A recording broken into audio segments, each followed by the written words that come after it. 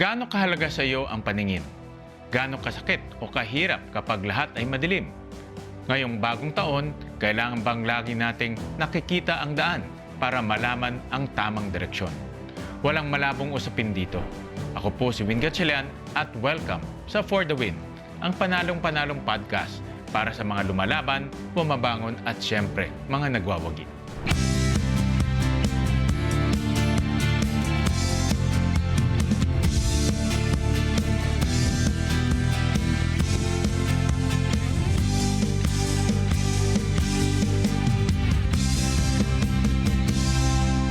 Ang guest natin today ay isang sundalo. Hindi lang sa larangan ng digmaan, kundi sa totoong laban ng buhay. Nasabugan siya ng bomba sa isang operasyon sa Maguindanao. Nawala mang tuluyan ang kanyang paningin, hindi nawala ang kanyang layunin. Ngayon, he continues to serve with a different role, a deeper purpose, and a clear vision. Mga ka-win-win, please welcome Major Jerome Hacuba. Maraming salamat sa pagpunta niyo dito, sure, Major. Maraming salamat. Talagang malaking karangalan at tinanggap niyo yung invitation namin dito sa ating podcast. Alam niyo, special request ko talaga kayo. Ay, salamat. Dahil nakita ko yung video ninyo nung nag-sign off kayo. At ako na-touch ako doon dahil binigay niyo yung buhay niyo para sa ating bansa. Nawala yung inyong eyesight, pero hindi nawala yung inyong determinasyon. Nakita ko yung mga videos niyo, yung kasama niyo yung mga anak niyo nagja-jogging, may mga activities. Para sa akin, yun yung pinaka-inspiring na katangian ninyo. Kaya sabi ko, dapat makausap ka namin at para makita rin ng ating mga kababayan yung inyong love for life. So maraming salamat. Take us back, no, nung itong operation na sa Maguindanao at itong nangyari sa inyo. It was March 2, 2016 during our combat operation against the BIFF in particularly in Barangay T, dato sa Libo, Maguindanao. So, 1 month na po kami na exchanging fires against the enemy natin, sir. Yung kalaban po natin din, sir, is yung Bangsamoro Islamic Freedom Fighters. BIFF, At opo, yung mission namin po doon, sir, is to clear the dredging project. Kasi may ginagawa yung pamahalaan natin doon, sir, na dredging project para magkaroon sila ng farm-to-market road. But unfortunately, ay hindi nila gusto yon para hindi sila kaagad-agad mapenetrate doon sa loob. Kaya sinunog nila yung mga heavy equipment na naghuhukay ng dredging project doon. May mga backhoe doon.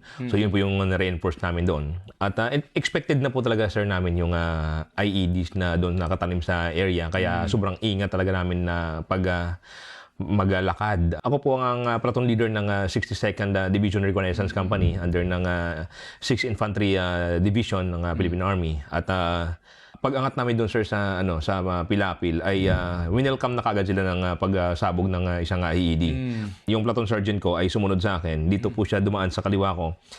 Yung IED pala, sir, nakabaon doon sa ilalim ng graba kasi ginagawa yung bahay na yun eh. So tinago nila doon. Oo, doon nila binaon. Yung nakaapak, sir, yung platoon sergeant ko, yung pagsabog, sir, putol automatic yung paa niya, naputol yung kanang paa niya. Ako naman, sir, mata naman yung tama ko kasi ang tinitingnan ko yung dinadaanan ko, baka may indication ng bomba. May mga wires, mga ganun. So pagsabog, sir, ay mga 1 meter lang yung bomba sa harap namin. Yun yung nag-blast, yung impact ng bomba, sir. Yun yung nakasira ng aking dalawang mata. Yung mga kalaban pala, sir, nandun lang mga 200 to 300 meters lang naghahantay na may mga sumabog at para i-assault sana nila kami. But nag-retaliate, nag-cover fire yung mga tropa para hindi sila makalapit. At grabe din yung hinagpis ng mga tropa, sir, kasi siyempre nakita nila yung opisyal nila na natamaan. At yun, gusto na sanang matapos yung gera. But wala, nandyan pa rin sila, sir. Kaya hindi humihinto na Kaya nung pagsabog, sir, lumuhod ako para lumiit yung visibility ko sa kalaban kasi may mga sniper fire, sir, eh. So pagluhod ko ganun, tumawag talaga din ako sa Panginoon, sir, na Panginoon, iligtas niyo po ako dito. mga 5 seconds lang, sir, ay pinuntahan ako ng tropa. inibak nila ako doon. Sabi na, ibak namin, sir. O pagpunta ng TCP, ang tinapalan ako ng Pangunang Lunas, ang first aid. Akala ko ito, sir, putol. Kasi ito dito, may malaking tama ako dito. Ang sharpnel. Oo, shrapnel. Tapos dito sa kaliwang tuhod ko dito, sir, akala ko putol din ito. Kasi tinornike nila ito, tinornike din nila ito.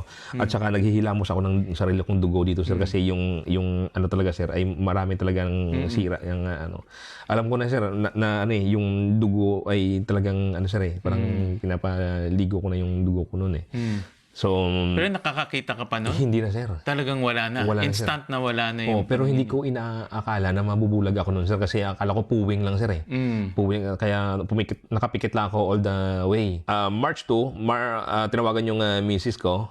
Nandito sa Iloilo yung misis ko noon. So, tinawagan siya kung nalaman na ba kung ano yung naging nangyari sa akin. Sabi niya, itapatin mo na ako, buhay ba o patay ang aking asawa. So, buhay pa naman, ma'am, at medyo may tama lang sa mata. So, kailangan kayong pumunta dito para may consent kasi na papipirmahan para kasi tatanggalin yung kanang mata niya. So, yun yung, sir, during the operation sa Cotabato Hospital, tinanggal po itong kanang mata ko. Kasi through intro, sir, natamaan siya ng bomba, yung ng shrapnel, kaya artificial na lang po ito. Sabi ng asawa ko, sabi niya, tinanggal na yung kanang mata mo. Sabi ko, may positibo akong tao noon, sir. Sabi niya, sabi ko, okay lang yan. Buhay pa na. Sabi ko, may kaliwa pa naman May kaliwa pa naman. Sabi niya, nung pag-ibak ng Biluna, dito na ako sa Biluna, March 8 kami na punta ng Biluna, March 31 ako na operahan. Pag-opera, ang sabi ng doktor, malaki daw talaga yung sira ng retina ko, sir. Kaya sabi ng asawa ko, sabi niya pa, hindi na to talaga ma-restore yung left eye mo kasi malaki daw talaga yung sira ng retina. Sabi ko, okay lang yan. Buhay pa naman Positibo talaga akong tao, sir. But deep inside, talagang na-depress talaga ako noon. Sir, hindi ko lang pinakita sa asawa ko na kasi ako yung padre de pamilya, sir. Dapat hindi ako magpakita ng na manghihina ako. At nandyan naman sila na papalakas na. Pero talagang dumaan talaga ako sa depression, sir. At dumating sa punto ng buhay ko na gusto ko na din na wakasan din yung buhay ko, sir. Ako, ini-imagine ko nga na kung ikaw ay nakakakita before, 'di ba? Lahat normal ka. Tapos sa isang iglap mawawala yung eyesight mo. Yes, yung paningin mo, ano talaga, ma-depress ka kasi magbabago completely yung buhay mo. No, pero isa sa mga nakita ko kahit na nangyari yan sa iyo, yung positive attitude mo at determination mo. Doon ako na-inspire, no? Na kahit na nagbago na yung buhay mo completely, pero hindi nagbago yung spirit mo. Kahit na, I think, lahat naman normal naman na temporary. Madedepress ka, pero na-overcome mo yung depression mo na yun. We soldier, we trained to survive. Sabi ko. Kaya, kailangan ko lang ma-empower yung sarili ko para maging functional pa rin despite of my disability. Saka isa sa mga nakita kong magandang trait mo, yung sense of humor mo. kahit na may disability ka, yung sense of humor mo, andyan pa rin. Actually, sir, 5 pa rin yung senses ko. Nawala man yung sense of sight ko, yung sense of humor ko naman yung nagdagdag. Tutuwa nga ako sa sense of humor mo. Kasi part yun yung spirit of determination. Yes, exactly, sir. Yeah. At saka din siguro, sir, nadala na siguro sa pagka-Ilonggo, sir, kaya yung mga Tikalon ng Ilonggo. At saka, sir, talagang Panginoon talaga, sir, yung naging daan din para ma-accept ko ang lahat ng ito. Yun po, sir. 1 month after na-discharge ako sa Biluna, that was December 5, 2016. January 2017, January 15, 2017 ay inassign na pa ako ni Secretary Lorenzana doon sa DND to handle the project Kapagdaka. So, Kapagdaka stands for Kapakanan at Gabay sa Dating Kaniuan. Yun yung project ng DND for soldiers with disabilities. Ako po yung naging program officer doon for 7 years. Yeah. Nahirang pa ako doon, sir, na Best Military Officer of the Year 2020, noong 2020. Kasi nung nandun ako, sabi ko, itong Kapagdakan ito, kailangan to ng sundalo. Kailangan ito ng mga kapwa ko sundalo may kapansanan. So, yung computer training, sir, na kinandak sa akin noon, sabi ko, nagamit mo na? Yes, sir, nagamit ko noon. Sabi ko, at saka, sabi ko, naging functional nga ako na wala akong nakikita. Nagawa ko nga mag-computer na wala akong nakikita. Ay, how much more itong mga kasunduluhan ko na kapwa ko sundalo na may mata pa, kaya putol yung paa o putol yung kamay, ay magagawa din nila siguro ito. Kaya yung ginawa ko, sir, nag-coordinate ako sa TESDA, nag-request ako ng computer system servicing, tsaka yung mga computer literacy training. Ay, ngayon sir, nagagamit na ng mga kasundaluhan natin na nagiging CCTV operator na sila, nagiging encoder na sila sa mga offices nila. Sabi ko, Sa kaya pagkadating ko doon, pagka pupunta ako sa Biluna sir, or sa AGH, sabi nila, sir, kailan ulit yung computer training natin? Sir, may wheelchair pa ba doon? Sir, may crutch. Sir, may livelihood training. Kailan ulit? Wala. May pakinabang pa pala yung bulag na to. Sabi ko. Kaya yun yung isa sa mga, marami pa palang nangangailangan sa akin. Kaya yun po, sir, yung isa sa mga naging inspirasyon ko din na magpatuloy kasi maraming umaasa sa akin. Sabi ko, kung sino pa yung makakaramdam sa mga kapwa ko sundalong kapansanan, kundi isang wounded soldier din na kagaya ko. Meron ka bang mga panahon na tinatanong mo sarili mo o nagtatanong ka, bakit ba nangyari to sa'yo? Bakit meron bang mga pagsisisi na bakit nangyari to sa akin? Actually, natanong ko yan dati sa sarili ko, sir, na connection ko talaga ang Panginoon. Sabi ko, Lord, pangarap ko, maging sundalo at saka maging opisyal ng kasi rose from the rank talaga ako, sir. Galing ako enlisted enlisted hanggang sa nakad ako, na called to active duty as a second lieutenant. Naging officer ako 2014. 2016, sir, na wala na kagad eh. Sabi ko, parang nabitin ako, sir. Parang nabitin ako sa pagiging sundalo ko ba. Sabi ko, happy naman. Sabi ko, Lord, bakit naman sa akin ito? Na binigay mo nga sa akin yung pagiging opisyal. Kinuha mo naman yung paningin ko. Paano ako makakaano nito? But God has a better purpose, sir. Kasi sabi sa Proverbs 3:5, trust in the Lord with all thine heart and lean not unto thine own understanding. Yung sarili ko pong unawa na magiging productive sana ako, na may nakikita ako. Pero sabi na Panginoon, hindi. Mas magiging productive ka, mas gagamitin kita na wala kang paningin. Kaya sabi niya, ang kadiliman ng iyong paningin ang gagamitin ko upang maging liwanag ng maraming tao. Yan naman ang maganda dahil naging daan ka ngayon sa maraming mga sundalo na may kapansanan. Ang sabi pa niya na, ang kahinaan mo ang gagamitin ko upang makita ang kalakasan ko sa buhay mo. Tama. Yun po, sir, yung kaya so very grateful, sir, na nabulag.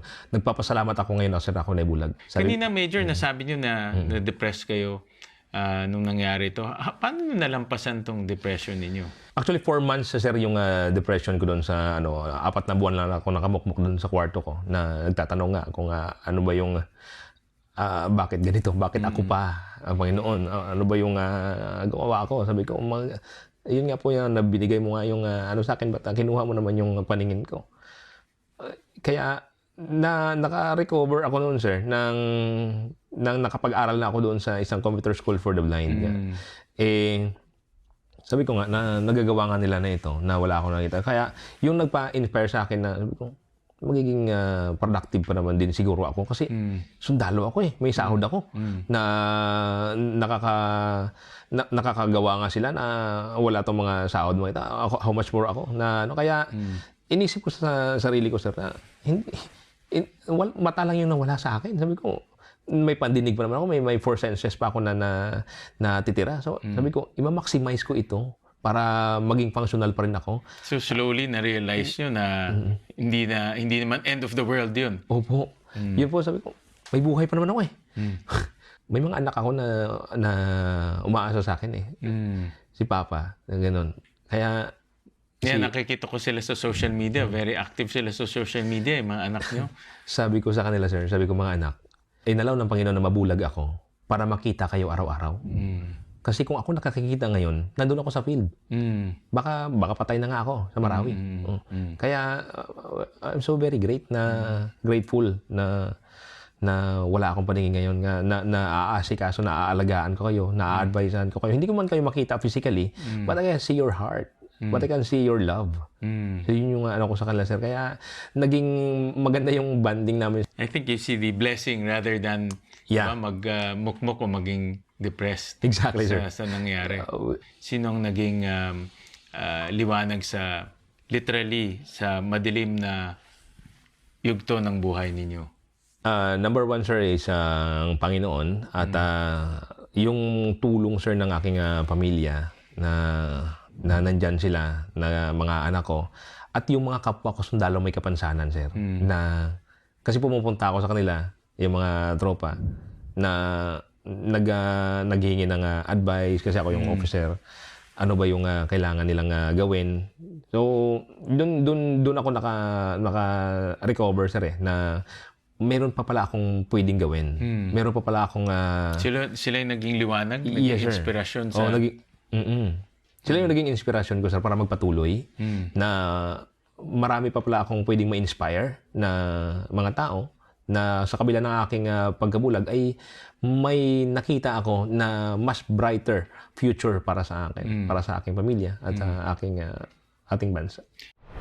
Break muna tayo sandali. Stay with us. An investment in knowledge pays the best interest. Alam ko mabigat pero makikita naman natin yung bunga later on. Okay, ang hindi marunong lumingon sa pinanggalingan ay hindi makakarating sa pinaroroonan. Dr. Jose Rizal. Importante rin na tingnan natin yung mga nakaraan. Kung maganda, magpasalamat tayo sa mga taong tumulong sa atin. Pag hindi, matuto tayo. Learning process talaga ang buhay. Importante along the way natututo tayo at nagpapasalamat tayo. Hard work beats talent if talent doesn't work hard. Carlos Yulo. Kahit ikaw ang pinakatalentadong tao sa buong mundo, kung hindi ka naman mag-work hard, wala ring mangyayari. We prepare, we work hard, and then we focus on our goal.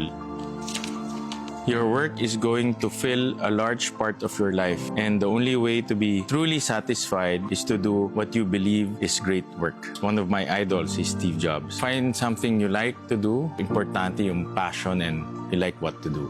Last, patience is a key element of success. Bill Gates. Impatience, hindi rin yan instant, natututunan din natin throughout our life. Find the right time. Pag dumating yun, then you execute.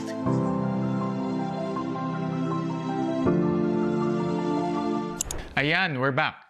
Tuloy natin ang kwentong For the Win ni Major Jerome Hacuba. Ano naman, Major, yung mga natutunan mo that time na paglabas nyo sa hospital na wala na inyong eyesight?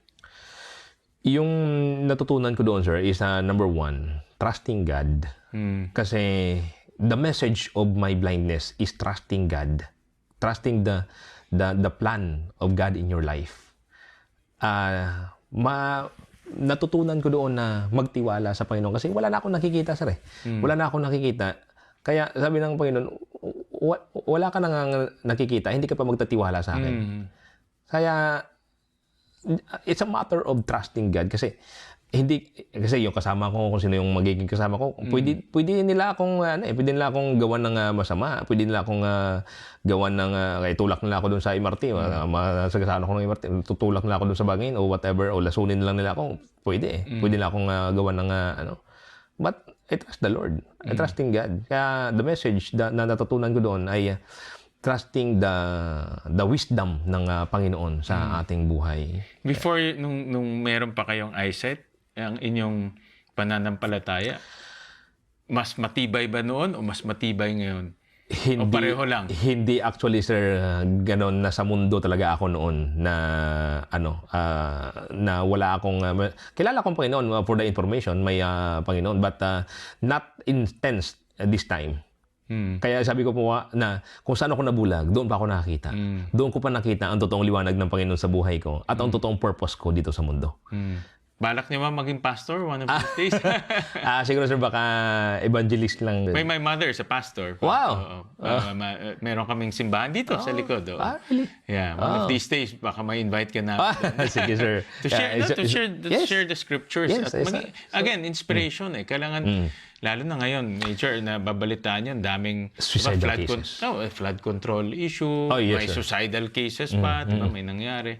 Kaya ang kailangan natin ngayon, inspiration Yes, exactly. Despite all of this negative news, dapat tingnan pa rin natin yung positive. Yes, sir. Yeah, kaya yun ang Kaya sabi ko nga, nung nakita ko yung video ninyo, sabi ko, maganda ma-invite ka namin. Major dito sa amin podcast. Yes, sir.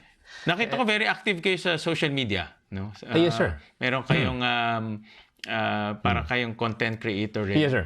At nakita paano niyo ginagawa yung content creation niyo at paano niyo gagamit yung cellphone ninyo kasi nakita ko na-upload niyo sa cellphone ninyo despite your disability. Paano niyo gagawa yun? Yun lang medyo nakakaiba na eh. Yes, sir. Actually, ako lang po yung ako yung gumagawa ng content. Ako yung director, ako yung editor, ako yung bida. Ako din yung sa computer. Ako din yung kontrabida. Sir, ako yung nag-edit lang ng video ko, sir. Ako din yung nagko-comment, ako din yung nag-post. Ako din yung Galing, Oo, sir. Lahat 'yun sa biyaya ng Panginoon na gawa ko lang. Kaya palang gamitin kahit na Yes. may disability ka. Oh, sir. Ang nagsasalita kasi yung cellphone ko, sir. Mayroon siyang tinatawag na voice synthesizer or yung screen reader. Yeah. Pa-demo natin. Yes, Major. Ito, sir. Maraming tao hindi naintindihan to, hindi pa nila nakikita. Yan, sir.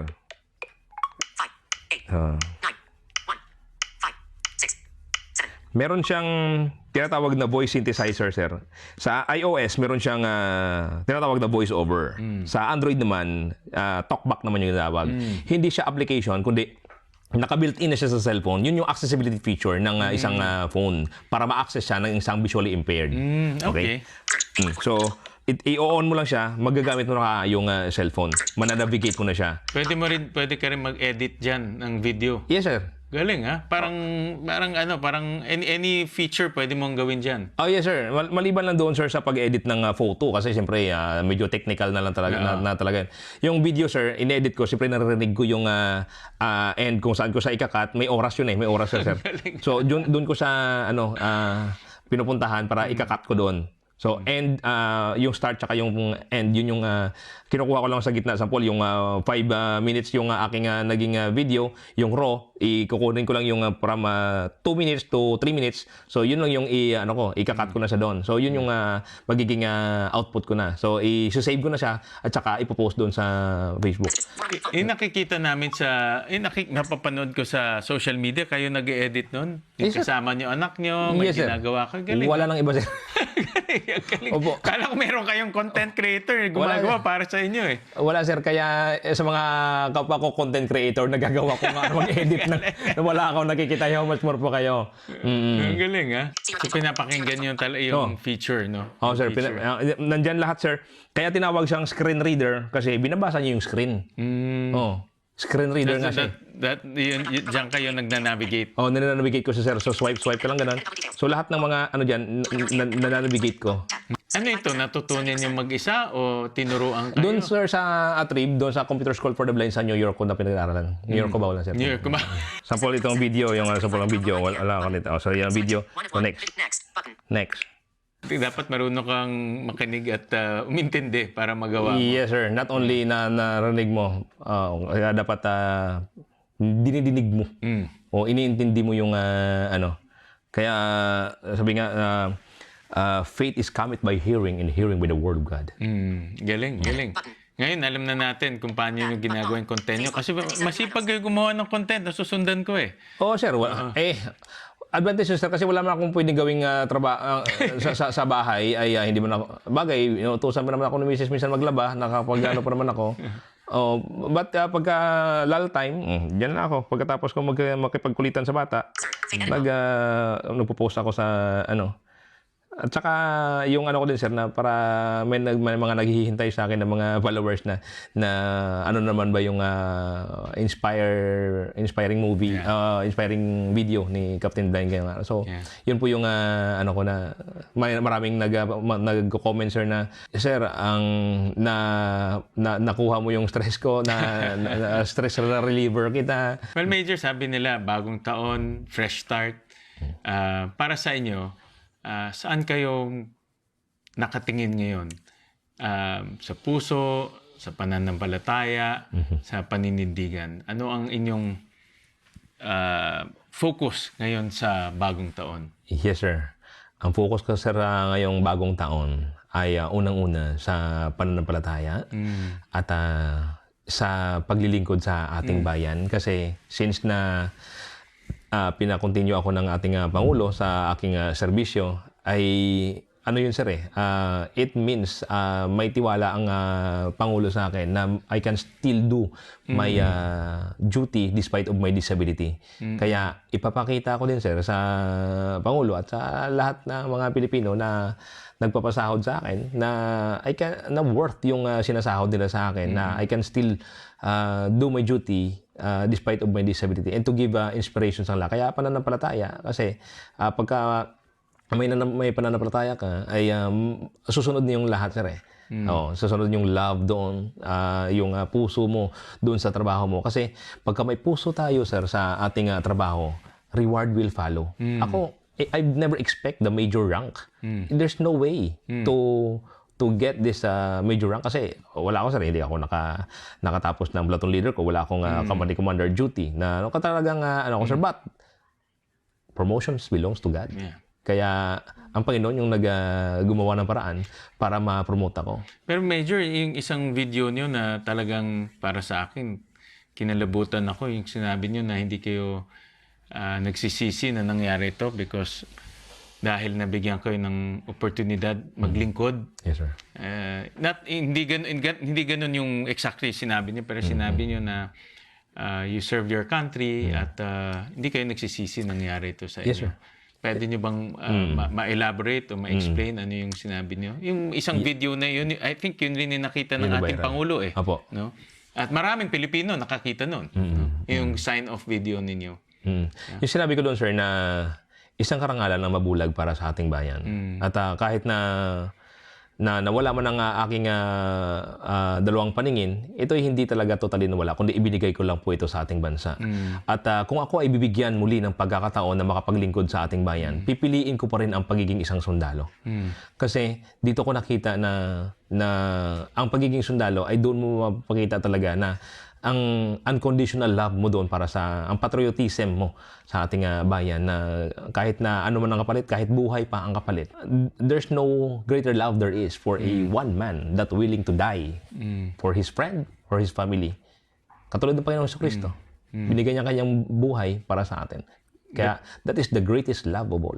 But sa iyo, binigay niyo yung eyesight ninyo para sa bansa natin. Yes, sir. I think that is also a form of love para sa ating bansa. At dahil doon sa video na yun, na maraming nakita rin ng ating Pangulo, kayo ay na-reinstate. At hindi lang na-reinstate, na-promote pa kayo. Sir. Ano ang ibig sabihin sa inyo nitong pagkaka-reinstate? Actually, hindi siya reinstatement na tinatawag sir, kasi hindi naman ako na-discharge sa service Okay. Kundi sinuspended lang ng Pangulo. Tama. Sinuspend lang ng Pangulo ang processing ng aking disability discharge. Kasi nakita nga niya na I can still do my job doon sa mga adaptive duties. Kaya ipinromote pa niya ako. Kaya ang message dito sa akin sir ay naniniwala ang Pangulo na I can still do my work despite of my disability. Kaya yung trust doon sir ng Pangulo ay nagpapatunay lamang na hindi lang ako actually sir, hindi lang ako, kundi tama. naniniwala siya na ang mga PWD natin, mga kababayan natin ay magagawa, they can still contribute for the development of our country. Kaya yung message niya ng Pangulo din na hindi hadlang ang kapansanan para makapaglingkod sa ating bayan.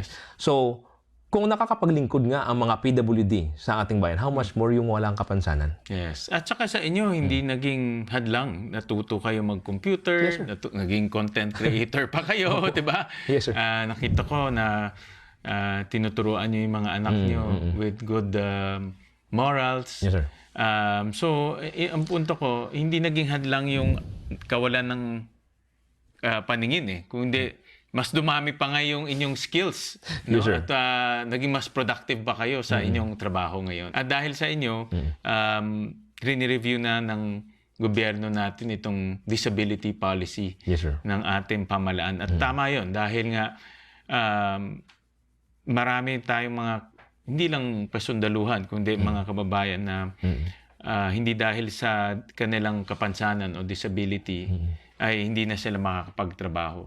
Importante lang mag-adapt rin at matuto pa, no, ng ibang mga pwede nating matutunan. At of course, yung mga organisasyon, dapat mag-adapt rin sa ating mga kababayan na may kapansanan. At Major, nasabi mo kanina na ito rin nagbigay daan sa iyo para magtayo ng kooperatiba. Yes, sir.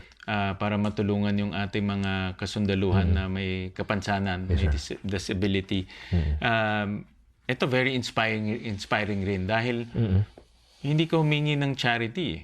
Yes. Ang gusto mo ay mabigyan sila ng trabaho, mabigyan sila ng livelihood. Yes, sir. No? At kakaiba ito kasi sa mga iba charity, but sa inyo livelihood. No? Yes, sir. Paki-explain naman to, Major, kasi very inspiring din.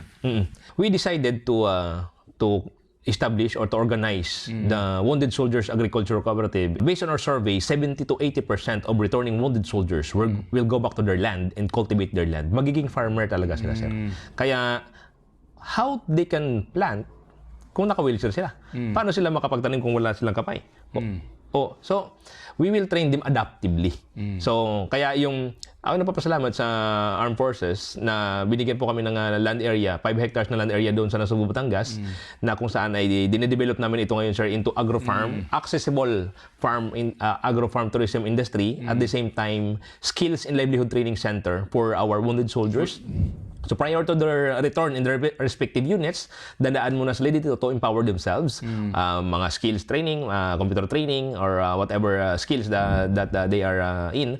At yung mga na-retired naman, sir, ay pwedeng pumunta dito at para makapag-undergo ng mga agricultural livelihood training. No? Kaya yun po, sir, yung naging daan. Kaya itong co-op na ito, sir, ay yung vision, ako yung nagawa ng vision dito. Yung vision ko dito, sir, is by 2028, a world-class cooperative in providing care for wounded soldiers. So CARE stands for Comprehensive Adaptive Rehabilitation and Empowerment for Wounded Soldiers. So it will address their psychological, physical, social, economic, and spiritual needs of our wounded soldiers. Saka very unique at kagaya ng nasabi ko, hindi lahat ng tao na bibigyan nila ng pansin yung ating mga wounded soldiers. Yes, sir. Na inialay nila yung buhay nila para sa ating bansa. And it's about time to give back, no, to our wounded soldiers. Kaya maganda na establish niyo itong cooperative at sabi ko nga, magtulungan tayo. I can talk to the Cooperative Development Authority or to the DND or even to the private sector, no, para matulungan itong ating cooperative dahil nga unseen sila, literally unseen eh, hindi nakikita eh. No, at dahil sa inyo nakikita na sila ngayon. But Major Jerome, ano naman ang mensahe niyo sa mga kasundaluhan na nawala ang bahagi ng buhay nila pero gusto nilang magpatuloy, no? Gusto nilang to continue to live? Ano naman payo na pwede mong ibigay sa kanila? Ang mga tropa, mga kapwa ko sundalo may kapansanan, ang sabi ko po sa inyo, huwag niyong isipin yung mga nawala sa inyo. Isipin niyo kung ano pa yung mga natira sa inyo. Yun yung gamitin yung inspirasyon upang ipagpatuloy ang inyong buhay, ang inyong serbisyo sa ating bayan at ang paglilingkod natin sa ating Panginoon. Kagaya ko, wala nga akong paningin pero may pandinig, may nakakapagsalita, nakakagalaw. So minamaximize ko kung ano pa yung mga natitira sa akin. Okay? Kaya ang isipin niyo palagi na our ability is stronger than our disability. Okay? Kasi we soldiers, we trained to survive. We train to survive. Kaya dapat nyo lang i-empower yung sarili nyo. Huwag kayong masyadong pabebe. Huwag kayong Tama yun. Huwag kayong ako hindi ako binebe ng asawa ko, sir, eh. Na hindi ka inutil. Sabi, magtrabaho ka. Sabi sa akin, kaya nakatagdag yun ng oo nga, no. Kaya nag-explore ako na ano pa ba yung kaya kong gawin. Well, Major Jerome, sa lahat na nangyari sa'yo, sa lahat ng pinagdaanan mo sa buhay, at I think para sa akin, yung pinagdaanan mo, talaga para sa akin, napakahirap, no? Being nasabak ka sa gera, naputokan ka, binaril ka, ngayon nawala yung eyesight mo. Pero sa lahat na nangyari sa'yo, ano ngayon ang pananaw mo sa pagiging panalo sa buhay? Sabi ni Helen Keller, the only thing worse than being a blind is having a sight but have no vision. Yung sabi naman ni Captain Blind o ni Major Hakuba, the only thing worse than being a blind is having a sight but cannot see the greatness of the Lord in his life. Maging grateful lang po tayo, sir. Ako nga nagiging grateful na wala akong nakikita. How much more po ang mga maraming tao na kumpleto pa. Pagising ko sa umaga, wow, gabi pa rin. Madilim eh. But I'm still grateful kasi may buhay pa ako eh. May buhay pa ako. Ibig sabihin, pagka gumising ka isa-isang umaga, meron pang purpose ang Panginoon sa buhay mo. Meron ka pang halaga, meron pang plano ang Panginoon sa buhay mo sa araw na yan. Kaya, just live one day at a time. I hope we can invite you to other events natin, sa simbahan namin. Kasi Yes, sir, yeah. ako naniniwala ako dapat marinig ang storya ninyo dahil nga sa mga panahon ngayon na maraming bad news, kailangan natin ng inspiring news. Maraming salamat, Major. Thank you. Thank you, sir. Thank you, Sir, thank you, Senator. thank you. Maraming salamat po sa inyo. Hindi lahat ng tagumpay ay nakikita ng mata. Ang panalo ay ang pagpili na bumangon muli at magpatuloy pa rin sa paglilingkod kahit nagbago na ang paraan ng paglalakbay sa buhay. Bagong taon, bagong pananaw, bagong lakas ng loob. Go for the win tayo. O huwag kalimutang mag-like, share, and subscribe sa ating podcast. Ako po si Win Gatchalian at sa bawat pagsubok sa buhay, lagi niyo pong tandaan, manalig ka, laban lang for the win.